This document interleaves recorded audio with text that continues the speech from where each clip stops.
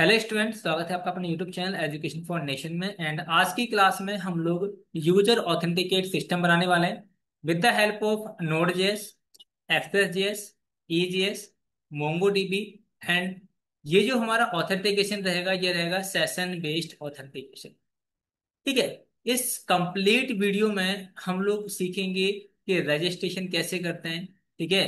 Login कैसे करते हैं, वैलिडेशंस कैसे अप्लाई करते हैं, अपने राउट्स को प्रोडक्ट कैसे करते हैं, मिडलवेयर्स कैसे अप्लाई करते हैं। ठीक है। एंड सेशन कैसे ऐड करते हैं, पासवर्ड कैसे आप हैश करोगे या डिक्रिप्ट करोगे। ठीक है। लॉग आउट सिस्टम कैसे बनाते हैं। तो ये सारे जो फीचर्स मैंने अभी आपके सामने डिस्कस किए हैं, इन सभी को हम लोग इम्प्लीमेंट करेंगे इस कंप्लीट प्रोजेक्ट के अंदर।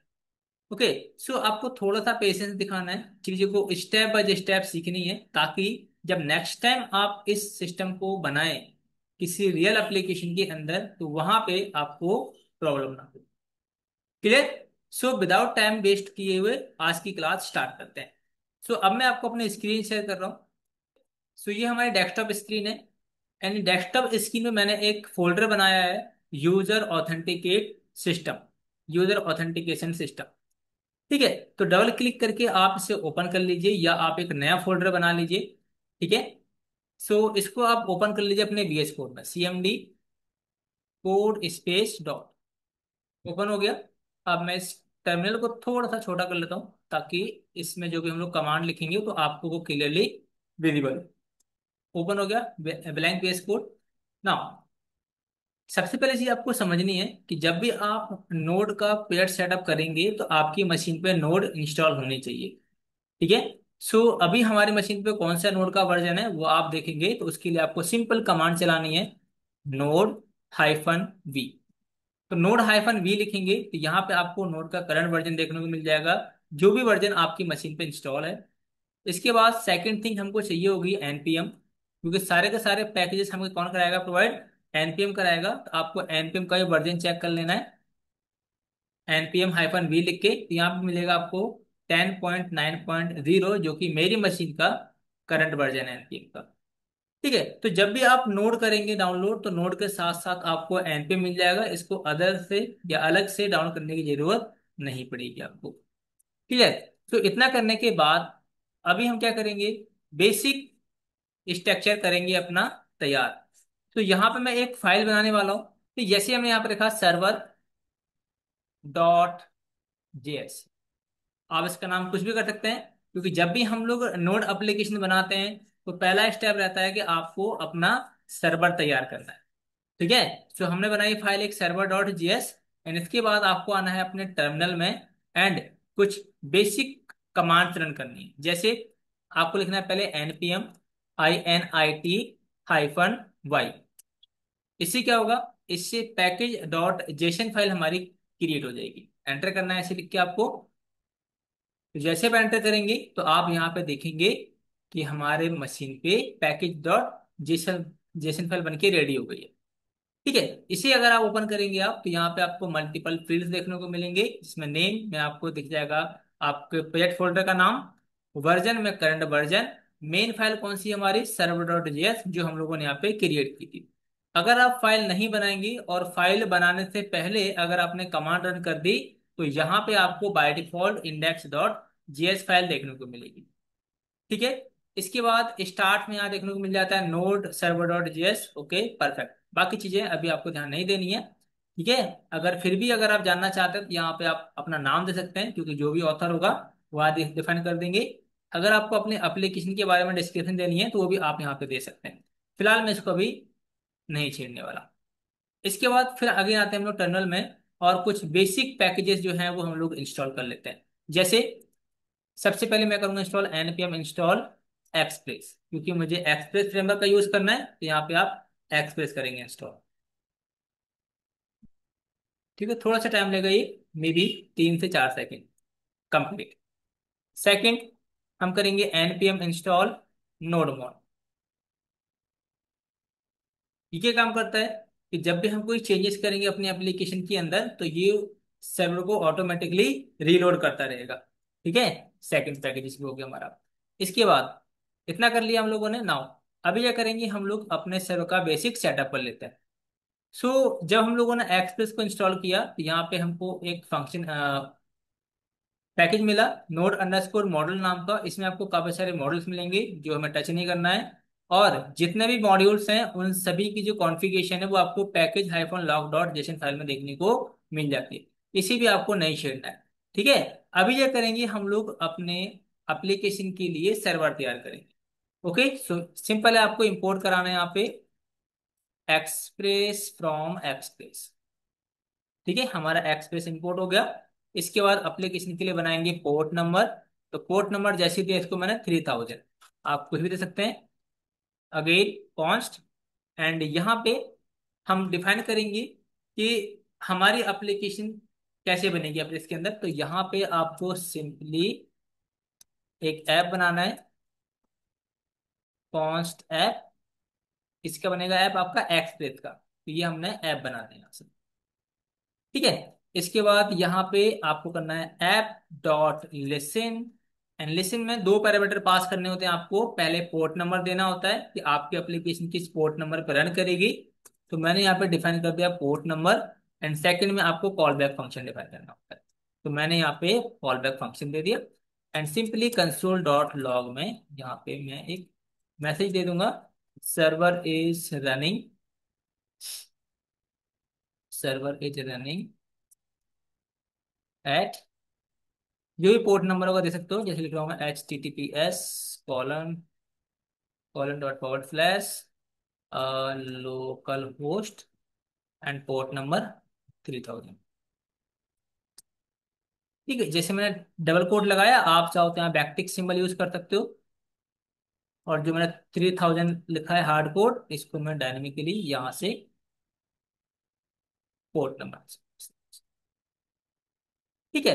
इसके बाद हमें यहाँ पर राउट करने पड़ेंगे डिफाइन।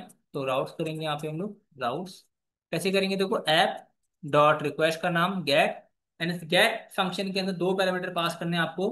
पहले आपको पाथ डिफाइन करना होता है, सेकंड में कॉल बैक फंक्शन देना होता है। ठीक है, इस तरीके से।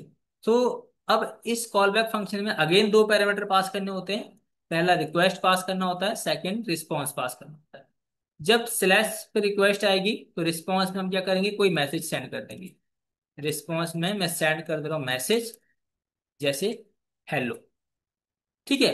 अब इसको चेक कैसे करेंगे, तो मैं अपना सर्वर रन कर रहा हूँ। सर्वर कैसे रन करेंगे, देखो यहाँ पर आपका आपको नोड, ठीक है, एंड आपकी मेन फाइल का नाम क्या, सर्वर डॉट जीएस। तो रन हो गया आपका। अब ब्राउजर पे जाना है आपको, सिंपली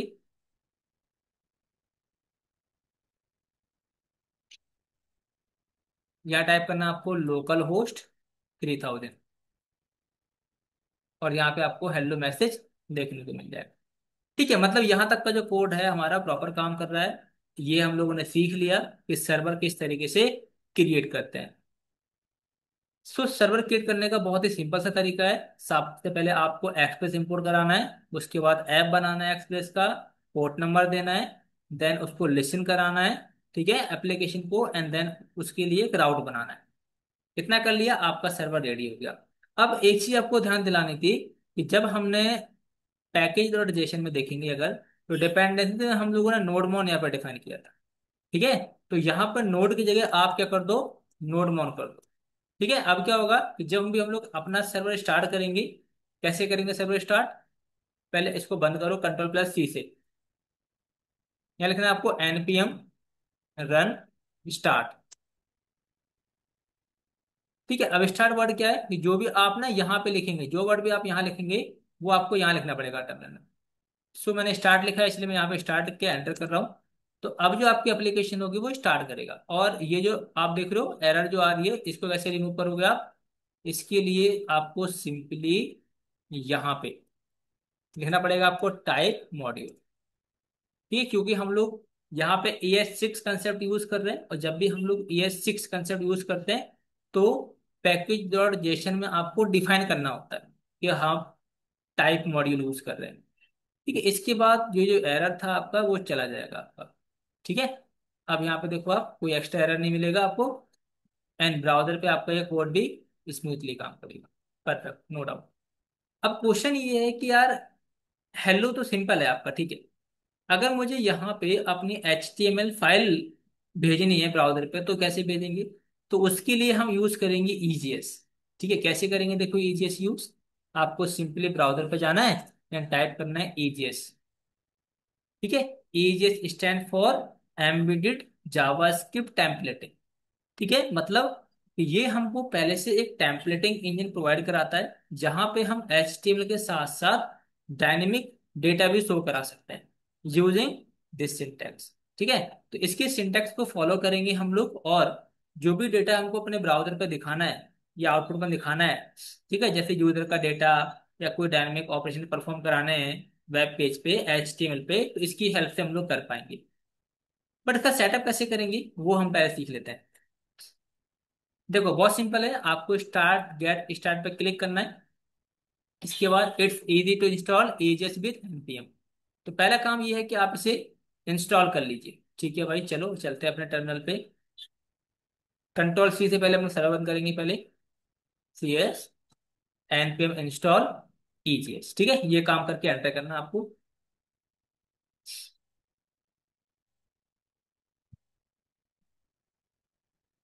हो गया इंस्टॉल CS। इसके बाद आप चलेंगे पैकेज डॉट जेसन फाइल में, और यहाँ देखेंगे आपको EJS फाइल देखने को मिल जाएगी, नो डाउट। इसके बाद क्या करेंगे, आप इसका सेटअप करेंगे। तो सेटअप करने के लिए आप अगेन आएंगे ब्राउजर पे, एंड इसको अगर आप स्क्रॉल करेंगे तो नीचे आएंगे जब आप, तो उन्होंने बता रखा होगा कि आप इसे कैसे यूज करेंगे।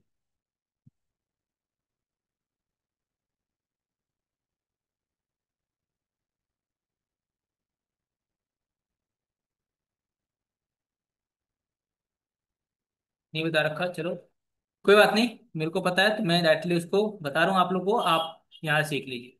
देखो जब आपने EJS को इंपोर्ट करा लिया, मतलब इंस्टॉल कर लिया, देन हमें डिफाइन करना पड़ेगा अपने एप्लीकेशन के अंदर। तो कैसे डिफाइन करेंगे? देखो सिंपली यहाँ पे मैं लिख दे रहा हूँ EJS सेटअप। कैसे करेंगे? आपको लिखना है आपने ऐप डॉट सेट में व्यूज एंड डॉट स्लैश, जितनी भी हमारी EJS फाइल होंगी वो किस फोल्डर में होंगी? व्यूज फोल्डर में। जो हम लोगों ने अभी तक नहीं बनाया है, तो मैं पहले उस फोल्डर को बना लेता हूँ यहाँ पे, व्यूज फोल्डर। ठीक है, इसके बाद यहाँ डिफाइन करना पड़ेगा कि हम किस टेम्पलेट इंजन का यूज कर रहे हैं, क्योंकि मार्केट में EJS के अलावा भी बहुत सारे टेम्पलेट इंजन है। ठीक है, तो हम लोग बताएंगे अपनी एप्लीकेशन में app dot set view engine, और व्यू इंजन में हम लोग यूज करेंगे EJS। ये भी है, बस आपको ये दो लाइन लिखनी है और आपका सेटअप कंप्लीट हो जाता है। ठीक है, अब जैसे मान के चलो कि मैं व्यू में एक सिंपल फाइल बना रहा हूँ, index.EJS। ठीक है, अब इसमें मैं बेसिक कोड लिख रहा हूँ यहाँ पे। जैसे मान के चलो मैंने लिखा hello home page with EJS, ये पेज मुझे अपने ब्राउजर पे सेंड करना है। तो इतना आसान है कि आपने जहाँ पे सेंड लिखा हुआ था ना, इस सेंड की जगह मैं इसको कमेंट कर दे रहा हूँ, एंड इसी के नीचे मैं आपको करके दिखा रहा हूँ, देखो रिस्पॉन्स डॉट रेंडर कराना है आपको बस। और रेंडर में कुछ नहीं करना है, आपको अपनी फाइल का नाम देना है जो कि है इंडेक्स। इतना कर देंगे ना आप, इतना करेंगे तब भी आपका कोड स्मूथली वर्क करेगा। देखो ब्राउज़र पे जाएंगे, रिफ्रेश करेंगे, और अच्छा मैंने सर्वर रन नहीं किया अभी, npm रन स्टार्ट एंटर करेंगे, एप्लीकेशन रन हो जाएगी हमारी। जब ब्राउजर पे रिफ्रेश करेंगे तो यहाँ पे आप देखेंगे होम पेज विद EJS, आपका पेज मतलब आपका कोड जो होगा प्रॉपर वर्क कर रहा है। ठीक है, तो हमने यहाँ पे दो चीजें सीख ली। पहली चीज कि सर्वर कैसे तैयार करते हैं, दूसरी चीज कि EJS टेम्पलेट कैसे इंटीग्रेट करते हैं अपने नोड एप्लीकेशन के अंदर। दो पॉइंट क्लियर हो गए। तीसरा पॉइंट, राउट्स कैसे बनाते हैं। ठीक है, सो राउट्स बनाने से पहले हम कुछ बेसिक स्ट्रक्चर जो है वो तैयार कर लेते हैं। जैसे कौन कौन से फोल्डर्स बनाने हैं वो पहले बना लेते हैं। जैसे मुझे चाहिए होगा एक कंट्रोलर फोल्डर, यहाँ पे हम लोग सारे कंट्रोलर्स बनाएंगे। इसके बाद एक आपको बनाना है मॉडल्स। ठीक है, मतलब जो भी डेटाबेस से कनेक्टिविटी वाला काम होगा वो हम लोग यहाँ पे करेंगे। उसके बाद एक डेटाबेस एंड एक रहेगा राउट्स।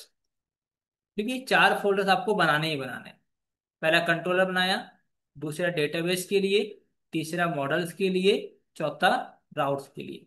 चार फोल्डर बन के रेडी हो गए आपके। चलो, पहले क्या करेंगे हम लोग, अपने एप्लीकेशन को मोंगोडीबी डेटाबेस के साथ कनेक्ट करेंगे।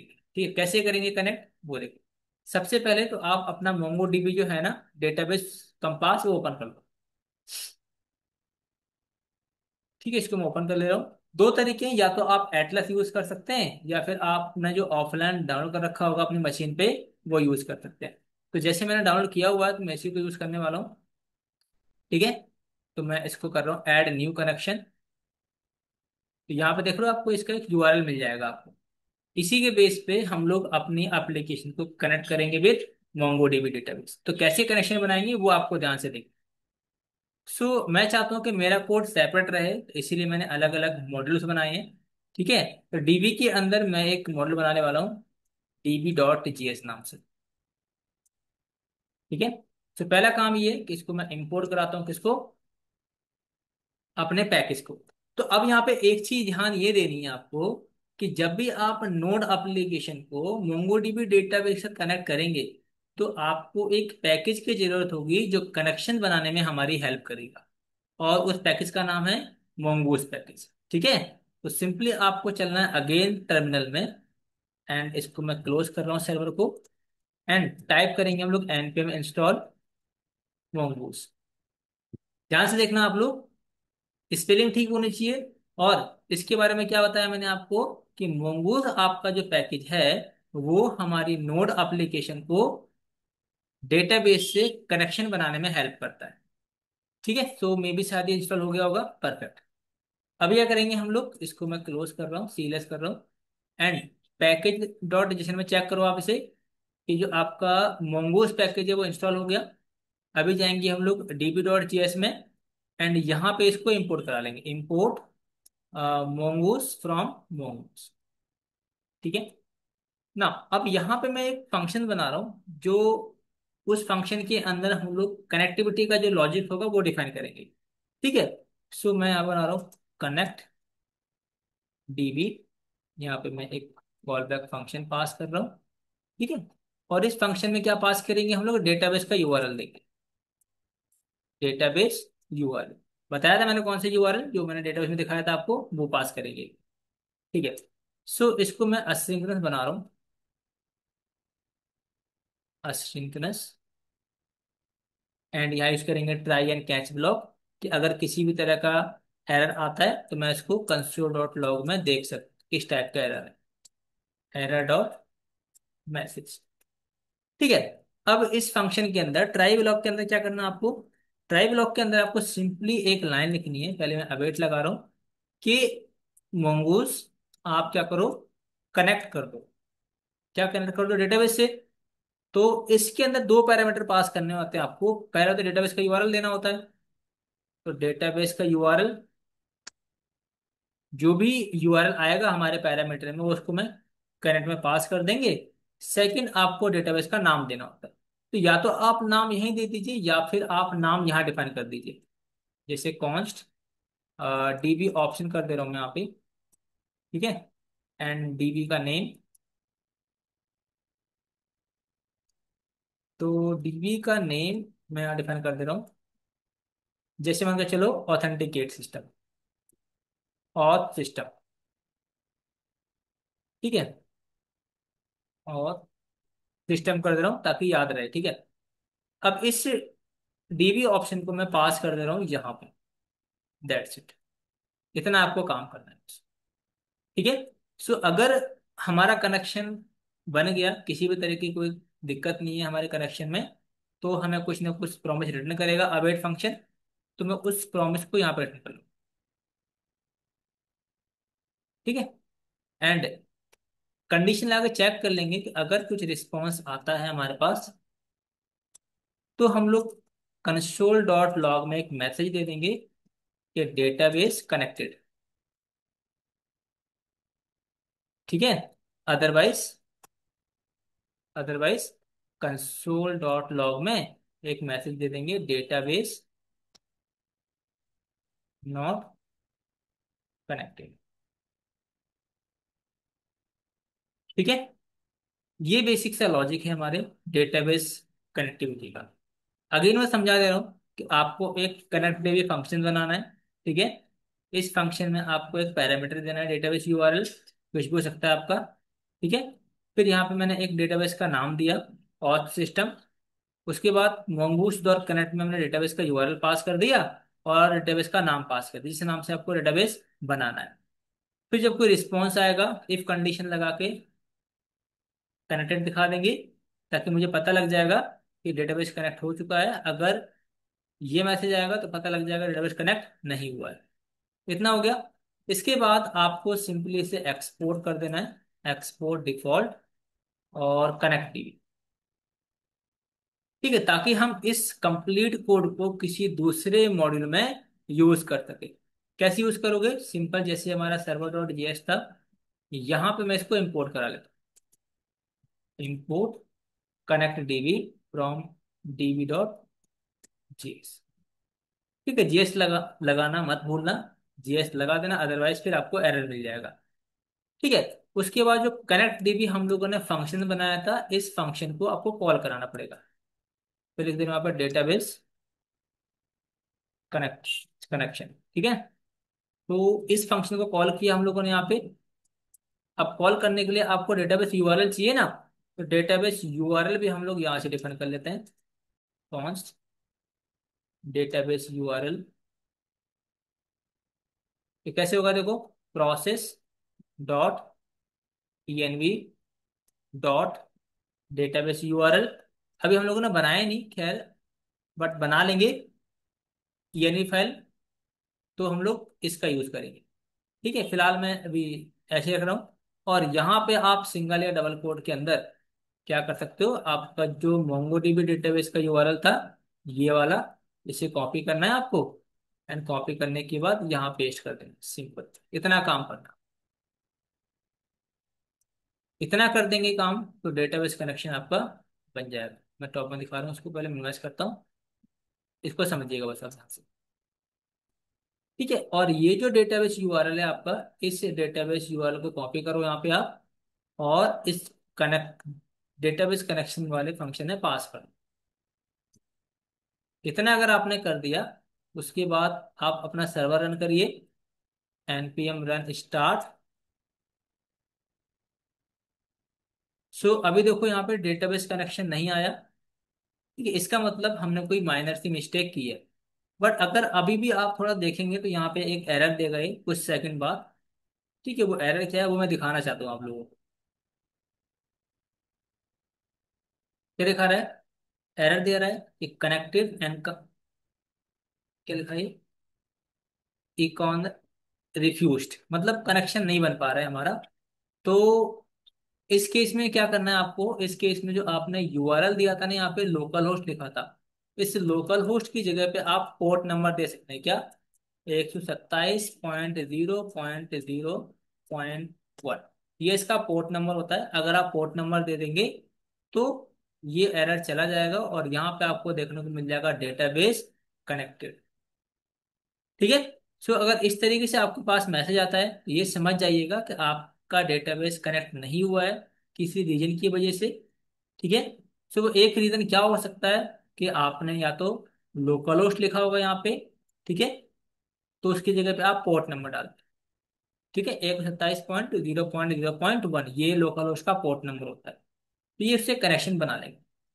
तो तीसरा स्टेप हम लोगों ने फिनिश कर लिया कि डेटाबेस के साथ कनेक्शन कैसे क्रिएट करते हैं। क्लियर? बहुत बढ़िया।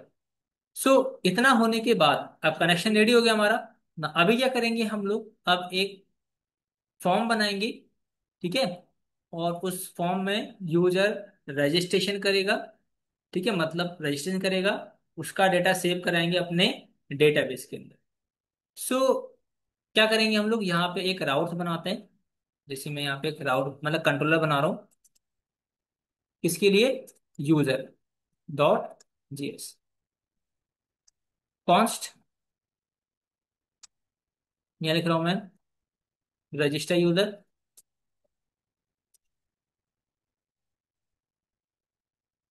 फंक्शन बनाएंगे हम लोग रिक्वेस्ट रिस्पॉन्स, ये कॉल बैक फंक्शन रहेगा। और रिस्पॉन्स में क्या पास करेंगे हम लोग, रेंडर करा देंगे रजिस्टर पेज को। चलो रजिस्टर लिख दे रहा हूँ मैं ताकि याद रहे। ठीक है, रजिस्टर हो गया। इसके बाद यहाँ से कराएंगे हम लोग एक्सपोर्ट, और मैं नेम के थ्रू ही करा दे रहा हूँ रजिस्टर यूजर। ठीक है, ये हमारा बन गया, हो गया कंट्रोलर तैयार। अब इस कंट्रोलर को हम यूज करेंगे राउट्स के अंदर। तो राउट्स कहाँ गया हमारा, ये राउट फोल्डर है, ये थोड़ा ध्यान देना पड़ेगा आपको। जब आप कंट्रोलर बनाएंगे तो उस कंट्रोलर को यूज करेंगे अपने राउट्स के अंदर। हम राउट्स में जाएंगे, एक न्यू फाइल बनाएंगे राउट डॉट जेएस। ये राउट्स करता हूँ क्योंकि हम काफी सारे राउट्स बनाएंगे, राउट डॉट जेएस।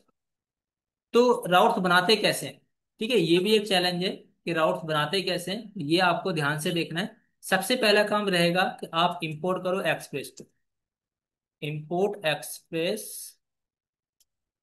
From express. इतना हो गया। इतना करने के बाद आपको बनाना है कि राउट, तो किसका बनेगा राउट, एक्सप्रेस डॉट राउटर।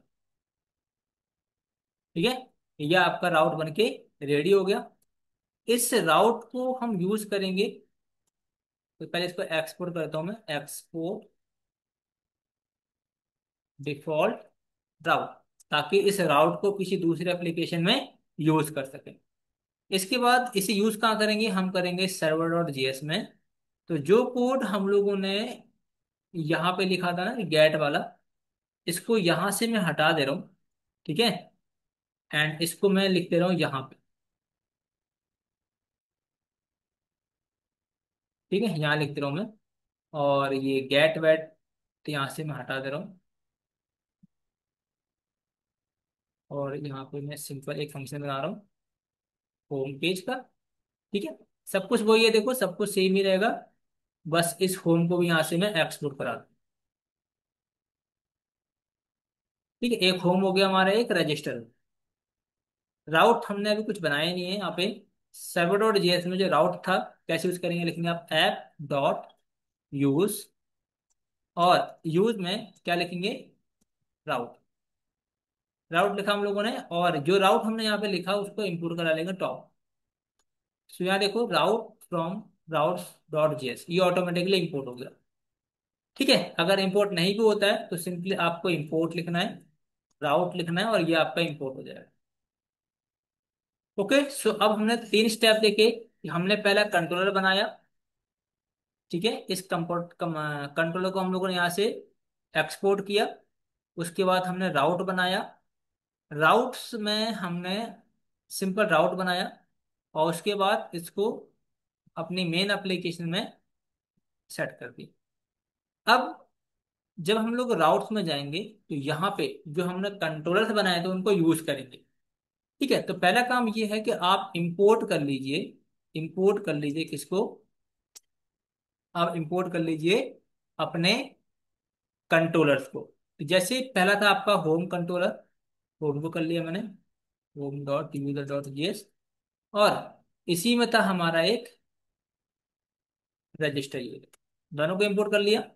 अब इसके लिए राउट तैयार करेंगे, क्या रखना है आपको, राउट dot gate request slash home के लिए, जैसे स्लैश होम रहेगा हमारा, या होम के लिए क्या रखेंगे हम लोग, स्लैश ही रखते हैं, एंड यहाँ पे होम चला है।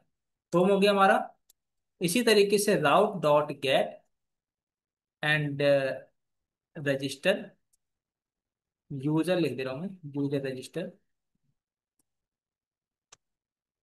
ठीक है, एंड यहाँ पे क्या करेंगे, रजिस्टर यूजर करते हैं। अब हमने ईजेस फाइल में तो बनाई नहीं कोई फाइल, किस नाम से नहीं बनाई हम लोगों ने, रजिस्टर नाम से। कॉपी करते हैं इसको, और व्यूज में आते हैं, और यहाँ पे रजिस्टर डॉट ईएस नाम से फाइल बनाते हैं। इसको हम लोग यहाँ पे बेसिक कोड लिखते हैं, एंड यहाँ कर देते हैं रजिस्टर पेज, रजिस्टर पेज, ताकि पता लग जाए कि एक्चुअली में ये कोड हमारा प्रॉपर काम कर रहा है।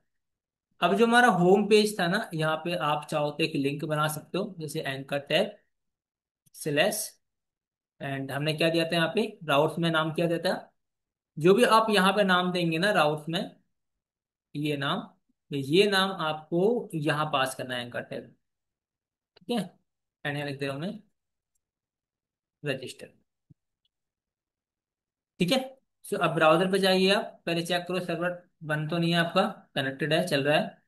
ब्राउजर पे आए, रिफ्रेश किया, रजिस्टर आ गया, क्लिक करेंगे तो हम लोग कहाँ पे आ जाएंगे, रजिस्टर पे। क्या दिखा रहा है, can not get user register. Okay, so गलती क्या है देखते हैं, यूजर रजिस्टर, राउट में यूजर रजिस्टर,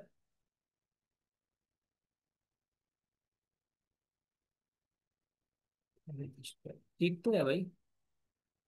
राउट में जाते हैं, सिर्फ मैं रजिस्टर करता हूँ एक बार, देखते हैं क्या दिक्कत है। रजिस्टर पे सेव किया, ब्राउजर पे चलते हैं, क्लिक करते हैं, कैन नॉट गेट रजिस्टर। एक बार मैं सर्वर को बंद करके चालू कर रहा हूँ, npm run start.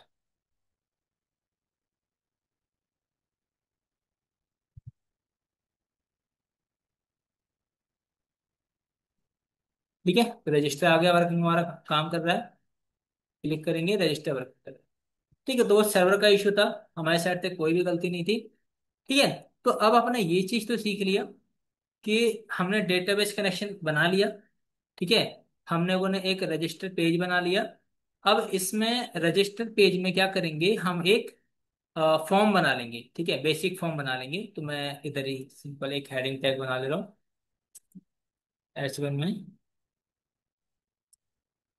Register page, और एक फॉर्म बना लेते हैं। इस फॉर्म में तीन फील्ड बनाएंगे हम लोग, एक यूजर नेम, ईमेल और पासवर्ड। ठीक है, तीन फील्ड पे काम करेंगे हम लोग। सो अब जैसे मान के चलो मैंने एक डिव बनाया, इस डिव में इनपुट टाइप हम लोग ले लेते हैं, टेक्स्ट ले लेते हैं, प्लेस होल्डर में ले लेंगे यूजर नेम, एक फील्ड हो गया। एंड यहाँ पे नेम एट्रीब्यूट देना मत भूलना, क्योंकि विदाउट नेम एट्रीब्यूट हम लोग अपने इनपुट फील्ड से वैल्यू गेट नहीं कर पाएंगे। ठीक है, तो अगर आपको अपने फॉर्म से वैल्यू गेट करनी है तो आपको नेम एट्रीब्यूट देना मैंडेटरी हो जाता है। ठीक है, तो काफी बार ये गलतियां होती हैं, हम लोग नेम एट्रीब्यूट नहीं देते हैं, तो ये नेम एट्रीब्यूट बहुत इंपॉर्टेंट हो जाता है। ठीक है, तो यहाँ पे आपको नेम एट्रीब्यूट देना है, नाम आप कुछ भी दो जो आपका मन करे, जैसे मैंने दे दिया यहाँ पे यूजर नेम। इसके बाद सेकंड हम लोग एक फील्ड बनाएंगे, इनपुट टाइप में ईमेल, नेम में मैं दे दे रहा हूँ ईमेल, इसको मिनिमाइज करता हूँ, एंड प्लेस होल्डर में दे दे रहा हूँ ईमेल। एंड थर्ड हमारा पासवर्ड रहेगा, इनपुट टाइप पासवर्ड, नेम में PWD, प्लेस होल्डर पासवर्ड।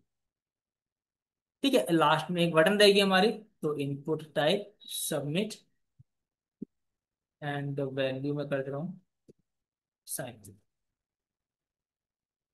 ठीक है, सो अब जब हम लोग क्लिक करेंगे इस फॉर्म पे, तो जो हमारा राउट हिट होगा वो होगा रजिस्टर वाला, एंड मेथड क्या रहने वाला है यहाँ पे, पोस्ट रहने वाला। ये चीज आपको ध्यान रखना है कि जब आप सबमिट पे क्लिक करोगे तो आपका राउट चलेगा स्लैश रजिस्टर, और मेथड क्या रहेगा आपका, पोस्ट रहेगा। तो विदाउट कुछ चेंजेस के अगर मैं सिंपली इसको हिट करता हूँ, एंड 10 फील्ड तो आ गए हमारे पास, नो डाउट 3 फील्ड है हमारे पास। अगर मैं इस पे मतलब कोई भी नाम डालता हूँ, जैसे मैंने एडमिन ले लिया यूजर नेम, एंड यहाँ पे हो गया आपका admin1@gmail.com, पासवर्ड कुछ भी लेते हैं, और सबमिट पे क्लिक करोगे जब आप, तो यहाँ दिखाएगा कैन नॉट पोस्ट रजिस्टर। ठीक है, मतलब अभी हम लोगों ने पोस्ट रिक्वेस्ट को हैंडल नहीं किया। तो कैसे करोगे पोस्ट रिक्वेस्ट को हैंडल, तो उसके लिए आपको राउट्स में चलना पड़ेगा, क्योंकि हम लोग सारे राउट यहाँ डिफाइन करेंगे। ठीक है भाई, तो यहाँ पे हम एक राउट बनाएंगे, राउट डॉट पोस्ट स्लैश। अब स्लैश में क्या करोगे, वही नाम दोगे आप जो आपने यहाँ लिखा था, रजिस्टर डॉट एजी। यहाँ पे। ठीक है, ये देना है आपको। एंड इसके बाद आप एक फंक्शन बनाएंगे, मतलब कंट्रोलर बनाएंगे जो उस पे क्लिक करने पे रन करेगा आपका। तो मैं कह दे रहा हूँ सिंपली यहाँ पे रजिस्टर,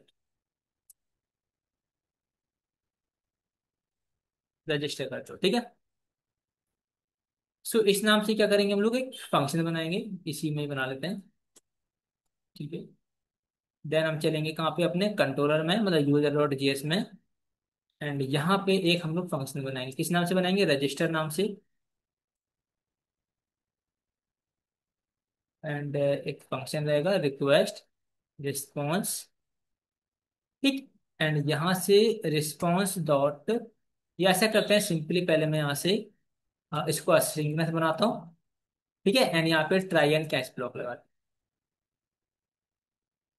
यार कहाँ जा रहा है, ट्राई एंड कैच। अगर किसी भी तरह की एरर आती है, थोड़ा इसको यहाँ से करते हैं,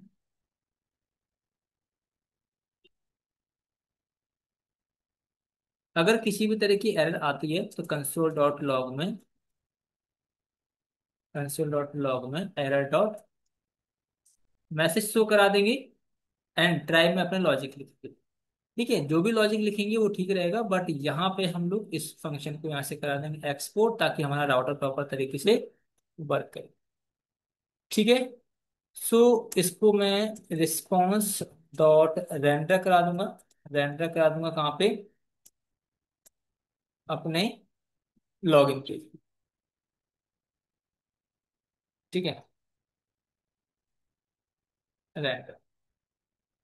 ठीक है, अभी हम लोगों ने क्या नहीं किया, लॉगिन पेज नहीं बनाया, तो यहाँ पे चलते हैं व्यूज में, और एक लॉगिन डॉट एजेस फाइल बना, बस मैं सिंपली यहाँ पे एक H1 टैग लगा रहा हूँ टेस्टिंग के लिए, कि लॉगिन पेज पे हम आ पा रहे हैं या नहीं आ पा रहे।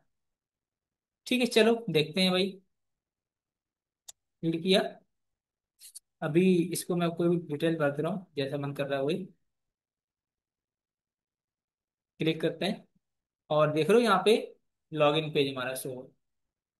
इसका मतलब तो ये है कि यहाँ तक का जो कोड है हमारा प्रॉपर काम कर रहा है। अब क्वेश्चन ये बनता है कि जब मैं इसमें फील्ड में वैल्यू फिल कर रहा हूँ, तो ये वैल्यू मेरे डेटाबेस में सेव होनी चाहिए, ठीक है। तो अब ये सीखेंगे हम लोग कि डेटाबेस में डेटा सेव कैसे कराते हैं, यूजर का डेटा, ठीक है। तो जब भी हम लोग फॉर्म की डेटा को सेव कराते हैं, तो पहला टास्क ये बनता है कि इस फॉर्म की डेटा को गेट कैसे करेंगे। तो गेट करने के लिए अगेन हमको एक पैकेज चाहिए होता है, जो कि होता है बॉडी पार्सर। सिंपली आपको यहाँ पे लिखना है बॉडी पार्सर, बॉडी पार्सल लिखेंगे, तो ये एनपीएम का पैकेज है जो फॉर्म की वैल्यू को गेट करने में हमारी हेल्प करता है, ठीक है। नेट स्लो चल रहा है क्या, नेट तो ठीक चल रहा है,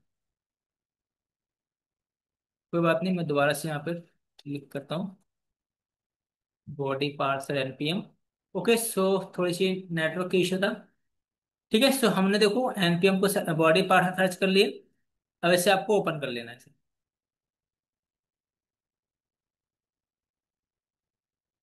सबसे पहले ये बताता है कि पहले क्या करना पड़ेगा, आपको इंस्टॉल करना पड़ेगा npm इंस्टॉल बॉडी पार्ट है, तो यहाँ से कॉपी कर रहा हूँ मैं। कॉपी करने के बाद आपको सिंपली चलना है टर्मिनल में, कंट्रोल सी से मैं सर्वर क्लोज कर रहा हूँ, cls, इसको हम पेस्ट करेंगे दोबारा से, कॉपी पेस्ट और एंटर करना।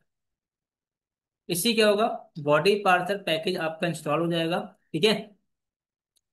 एंड इसको मैं रन कर रहा हूँ अगेन अपनी एप्लीकेशन को, npm रन स्टार्ट। तो वैल्यू कैसे गेट करोगे, देखो वैल्यू दिखा रहा हूँ मैं आपको अभी। हम लोग आते हैं टर्मिनल में, सॉरी VS कोड में, एंड हमने लॉजिक कहाँ लिखा था इसका, यहाँ पे।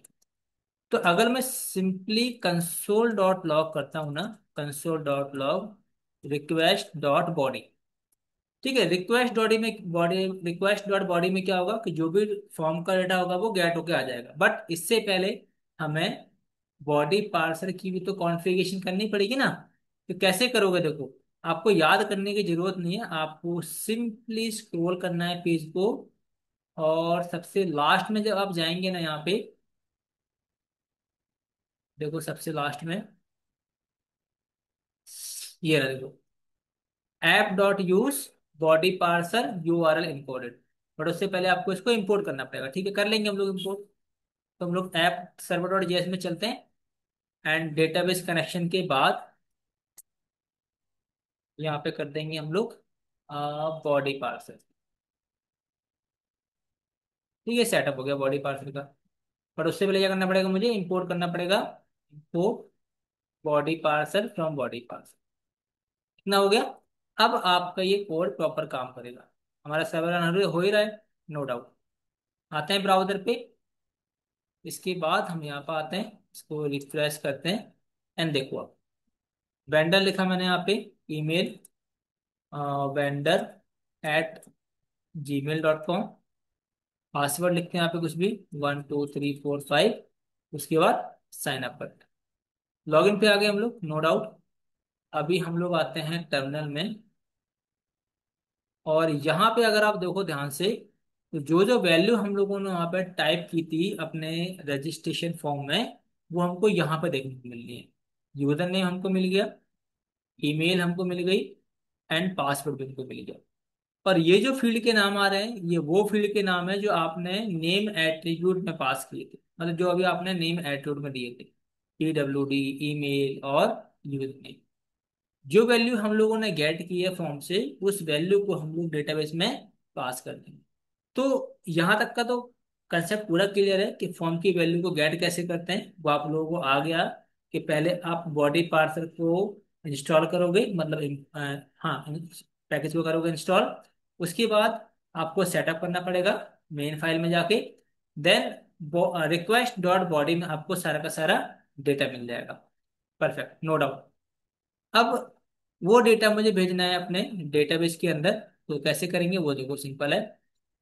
आपको आना है अपने user.js में, ठीक है, ये डेटा मुझे यहाँ मिल ही जा रहा है, नो डाउट। तो डेटा भेजना कहाँ है हमको, डेटा भेजना है डेटाबेस के अंदर। उससे पहले हमें बनाना पड़ेगा स्कीमा, हमें बनाना पड़ेगा मॉडल्स, क्योंकि डेटा तो हम लोग सारा कहाँ रखने वाले हैं, मॉडल में रखने वाले हैं।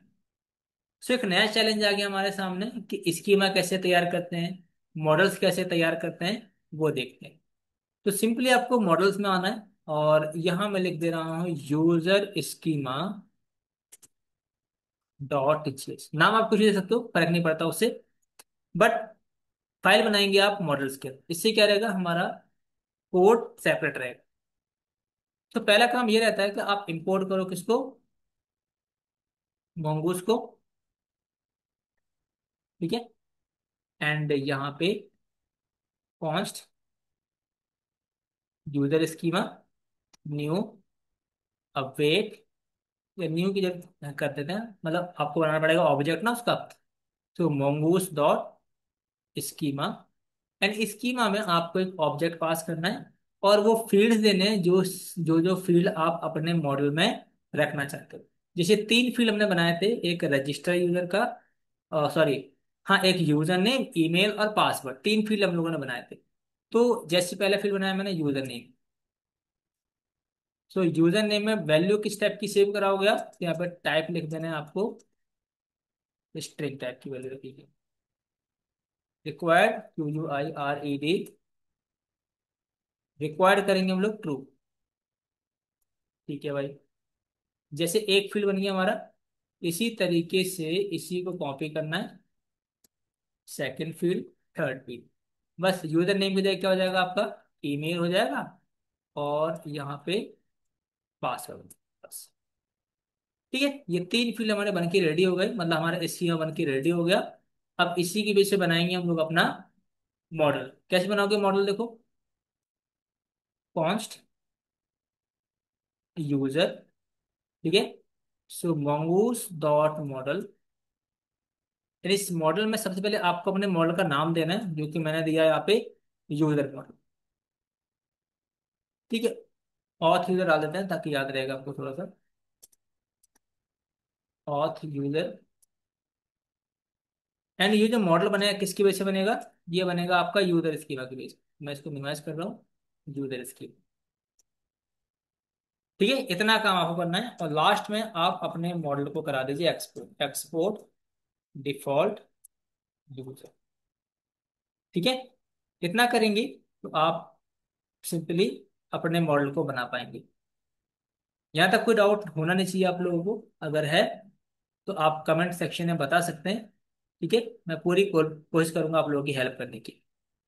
ठीक है, तो हम लोगों ने क्या बनाया, एक स्कीमा बनाया। स्कीमा आप ऐसे मान सकते हैं एक वर्चुअल एंटिटी है, मतलब रियल में तो ये एग्जिस्ट नहीं करता, बट स्कीमा डिसाइड करता है कि हमारे मॉडल जो रियल एंटिटी जो है उसमें किस टाइप की वैल्यू स्टोर होगी। ठीक है, तो इसी के बेस पे हमारा मॉडल बन के रेडी हो जाएगा। और अपना जो डेटा स्टोर कराएंगे वो किसकी में कराएंगे, अपने मॉडल्स में कराएंगे। सो अब इसे यूज कैसे करेंगे, देखो सेव कर लिया। मुझे यूज कहाँ करना है, इसको अपने रजिस्टर में करना है। तो पहला काम ये रहेगा कि इसको इंपोर्ट करा लो भाई। तो import user from user schema dot GS. ठीक है भाई, इंपोर्ट हो गया हमारा। अब इसको हम लोग यहाँ पे यूज करेंगे भाई। कैसे करोगे देखो, यूजर एंड अवेट कराते हैं पहले हम लोग। अवेट क्या था, यूजर डॉट, या फिर मैं यूजर में ही क्या करने वाला हूँ, जैसे यूजर मॉडल नाम आ रहा, मैं इसी के फील्ड में वैल्यू पास कर दूंगा सिर्फ, कुछ नहीं करना है आपको। सो कैसे करेंगे देखो, फील्ड कौन कौन सी, पहले फील्ड पे आपको ध्यान देना है। पहला फील्ड था आपका यूजर नेम। ठीक है, दूसरा फील्ड था हमारा ईमेल, एंड तीसरा फील्ड था हमारा पासवर्ड। ठीक है, अब वैल्यू कैसे मिलेंगे देखो, request dot body dot user name. ठीक है, फिर आएगा request dot body dot email, last में request dot body dot PWD। ठीक है, ये दे दिया। अब जब हमें कोई रिस्पॉन्स मिलेगा अपनी प्रॉमिस के थ्रू, ठीक है, अब इतना समझ लीजिए आप कि ये जो आपने यूजर नेम ईमेल और पासवर्ड लिखे हैं ये स्कीमा के बेस पे लिखे हैं, यूजर नेम ईमेल और पासवर्ड। एंड यहाँ जो आपने यूजर नेम ईमेल और PWD लिखा है, ये लिखा है स्कीमा के बेस पे। यूजर नेम, सॉरी स्कीमा बोल रहा हूँ, फॉर्म के फील्ड के बेस पे यूजर नेम ईमेल और पासवर्ड। ठीक है भाई, ये हो गया हमारा। फिर यहाँ पे चेक करेंगे इफ, अगर यूजर में रिस्पॉन्स आ रहा है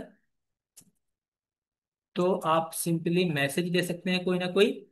तो जैसे मैं कंसोल डॉट लॉग में मैसेज दे दे रहा हूँ, यूजर डेटा से यूजर क्रिएटेड, ऐसे करके। बट इससे पहले मुझे डेटा सेव कराना पड़ेगा। अवेट कर रहा हूँ यूजर डॉट सेव।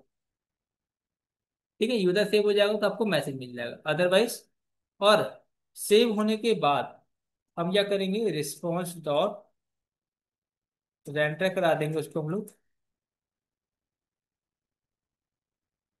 वहाँ पे लॉगिन वाले पेज पे। एल्स, एल्स क्या करेंगे हम सिंपली कंसोल डॉट लॉग में मैसेज दे देंगे, यूजर नॉट क्रिएटेड। तो समझ जाएंगे हम लोग, ठीक है। एंड देन उस केस में हम क्या करेंगे, यूजर को रेंडर करवा देंगे रजिस्टर वाले पेज पे।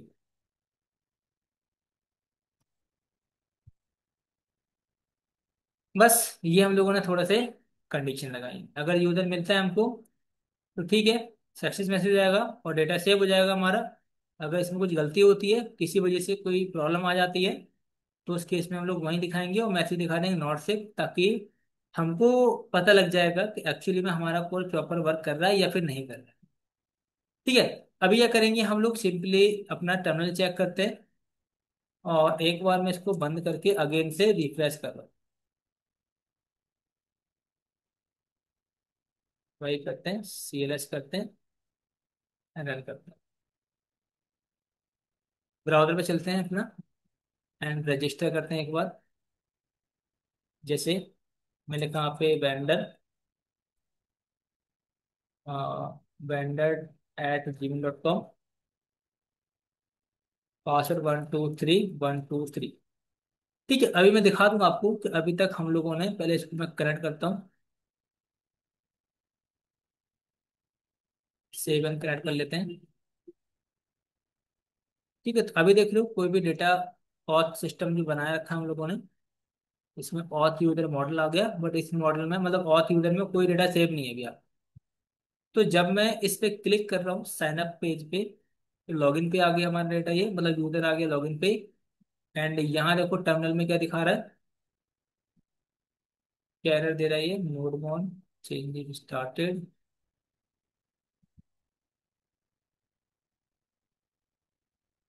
यूजर क्रिएटेड, बट उसके बाद ये एरर थ्रो कर रहा है हमारा। ठीक है, मतलब यहाँ तक का तो हो रहा है, इसमें एरर दे रहा है, कोई दिक्कत नहीं, चलो छोड़ो,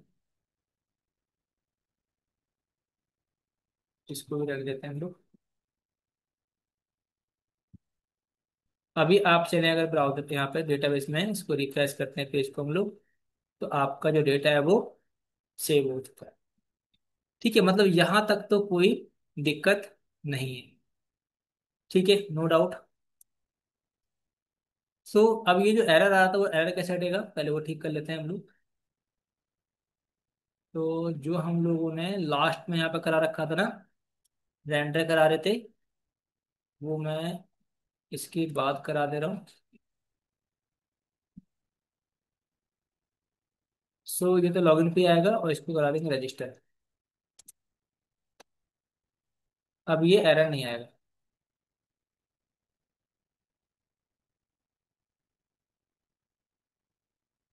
ठीक है, चलो चेक करने एक बार again, refresh, user name Vinod, विनोद@gmail.com, पासवर्ड 123 123। इसके बाद साइन अप पे क्लिक करेंगे, लॉगिन पे आ गए, टर्मिनल, यूजर क्रिएटेड। इसके बाद यहाँ पर आएंगे, तो रिफ्रेश करेंगे और सेकंड डेटा भी हमारा क्रिएट हो जाएगा। ठीक है, सो इतना हम लोगों ने सीख लिया कि किस तरीके से हम लोग यूजर रजिस्टर कराते हैं। ठीक है, रजिस्ट्रेशन प्रोसेस हमारा कंप्लीट हो गया। अभी क्या करना है, यूजर लॉगिन करेगा। ठीक है, बट लॉगिन करने से पहले हमें एक चीज करनी पड़ेगी कि यहाँ जो हमारा पासवर्ड सेव हो रहा है ना, ये ओरिजिनल पासवर्ड सेव हो जाएगा। मतलब ऐसे तो कोई भी देख लेगा हमारा पासवर्ड कि किस वे में हमारा पासवर्ड सेव हो रहा है, तो सिक्योर नहीं है हमारा पासवर्ड। तो हमें इसे डिक्रिप्ट करना पड़ेगा। ठीक है, डिक्रिप्ट मतलब कि कोई भी ना समझ पाए कि एक्चुअली में यूजर ने पासवर्ड में क्या है, इसका पासवर्ड हमें डिक्रिप्ट या हैश करना पड़ेगा। तो कैसे करेंगे, उसके लिए हमें अलग से एक पैकेज चाहिए होता है, जो कि एनपीएम हमको प्रोवाइड कराता है। कुछ ज़्यादा हमें कुछ दिमाग लगाने की जरूरत है नहीं, सिंपली वो पैकेज कैसे यूज करेंगे वो समझना है, और हमें वो फंक्शनलिटी भी इजीली मिल जाए। ठीक है भाई, तो कैसे होगा वो देख लेते हैं। तो उसके लिए अगेन हम लोग ब्राउजर पे चलते हैं एंड यहाँ पे एक आता है आपका बिक्रिप्ट पासवर्ड। ठीक है, बिक्रिप्ट जीएस। ठीक है, तो बिक्रिप्ट जीएस एक पैकेज का नाम है। ठीक है, इसको ओपन कर लेना आप सिंपली। ये मैं सामने इसलिए आपको करके दिखा रहा हूँ ताकि अगर आप भविष्य में भूल जाते हैं तो इसकी वेबसाइट पे आके आप चीजें सर्च करके अ, अपना काम कंप्लीट कर सकते हैं। ठीक है, जरूरी नहीं है कि हर बार आपको सिर्फ वीडियो देखनी पड़े 1 घंटे की, आधे घंटे की, तो वो नहीं है। आप सिंपली वेबसाइट पे आएंगे और जैसे बता रहा हूँ उसी तरीके से आप इसको इम्प्लीमेंट कर सकते हैं। इसको मैं कॉपी कर रहा हूँ क्योंकि विदाउट पैकेज को इंस्टॉल किए हुए वो फंक्शनलिटी अचीव नहीं कर सकते हम लोग। आते हैं टर्मिनल पे, इसको पहले मैं क्लोज करूंगा कंट्रोल C से, इसको पेस्ट करेंगे एंड फिर इंस्टॉल बिक्रिप्ट जेएस। ठीक है भाई, इसे कर लेते हैं, हो गया। अगेन मैं इसको रन कर रहा हूँ अपने सर्वर को, npm रन स्टार्ट। तो पहला काम तो ये था कि बिक्रिप्ट जेएस हम लोगों ने पासवर्ड सॉरी पैकेज को कर लिया इंस्टॉल। नाउ सेकंड स्टेप क्या रहेगा आपका, इसी को स्क्रॉल करना है एंड स्क्रॉल करने के बाद बिक्रिप्ट जेएस को आपको करना पड़ेगा इंपोर्ट। ठीक है, तो मैं इसको इंपोर्ट करा ले रहा हूँ, बिक्रिप्ट जेएस को इंपोर्ट अपने सर्वर डॉट जेएस में। ये जहाँ यूज करना है वहां कर सकते हैं आप सिंपली, जैसे मैं यहाँ पे कर रहा हूँ। तो मैं टॉप में ही कर ले रहा हूँ इसको इंपोर्ट बिक्रिप्ट डॉट जेएस। इसके बाद इसको अगर करें हम लोग, तो आप इसको इस तरीके से करा सकते हैं। एक सिंक्रोनस वे है, एक आपका असिंक्रोनस वे से भी कर सकते हैं। 60 वैल्यू देंगे, यहाँ पे पासवर्ड देंगे, उसको कर देगा हैश में। तो मैं इसी को कॉपी कर ले रहा हूँ। ठीक है, या फिर ऐसे करते हैं सिंक्रोनस वे में करते हैं, असिंक्रोनस वे में सॉरी। तो ये रहेगा असिंक्रोनस वे में हैश पासवर्ड। तो इसको आपको यहाँ से कॉपी कर लेना है। ठीक है, एंड यूज कहाँ करना है आपको, देखो सिंपली जैसे मुझे रजिस्टर में करना था, यहाँ पे करना था। ठीक है, अब पोस्ट रिक्वेस्ट ना रजिस्टर की, तो कैसे करोगे देखो। सबसे पहले मैं यहाँ पे यूज कर रहा हूँ इसको।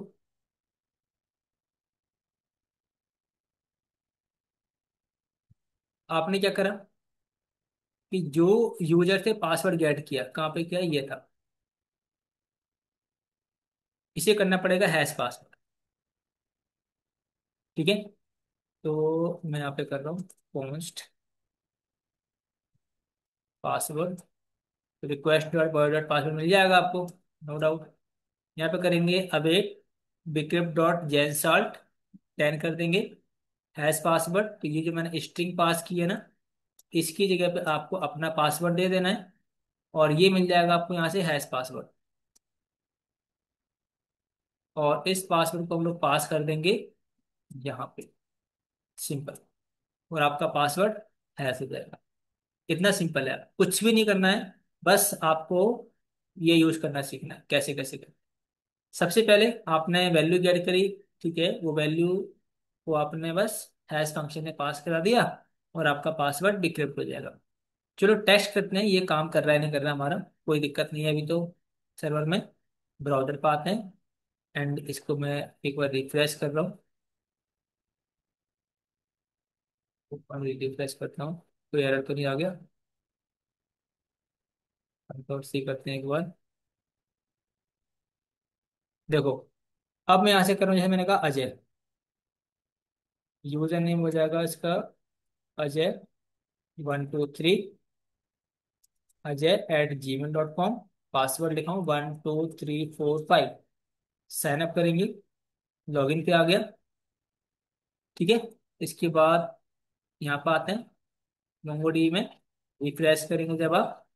सो अगर आप अब देखेंगे पासवर्ड, ये पासवर्ड आपका अब ये रीडेबल वर्ड नहीं है, मतलब आप नहीं समझ सकते कि एक्चुअली में यूजर ने क्या पासवर्ड एंटर किया। देख रहे हैं आप। सो ये होती है हमारे पासवर्ड को डिक्रिप्ट करने की टेक्निक। कितना सिंपल है देखो, पैकेज हम लोगों ने यूज किया, और पैकेज की हेल्प से हमने इजीली अपनी फंक्शनैलिटी को अचीव कर लिया। ठीक है, बस आपको ये 2 लाइन का कोड लिखना है, और इससे आपका पासवर्ड डिक्रिप्ट हो जाएगा। ठीक है, सो अब हम लोग ये सीख गए कि पासवर्ड को डिक्रिप्ट कैसे करते हैं। ओके, सो ऐसा करते हैं कि आज की क्लास में हम लोग इतना ही रखते हैं। ठीक है, हमने पासवर्ड डिक्रिप्ट करना तक सीख लिया। बाकी इसी का जब सेकंड पार्ट आएगा, तो सेकंड पार्ट में जो रिमेनिंग फंक्शनैलिटी है वो भी हम लोग अचीव कर लेंगे।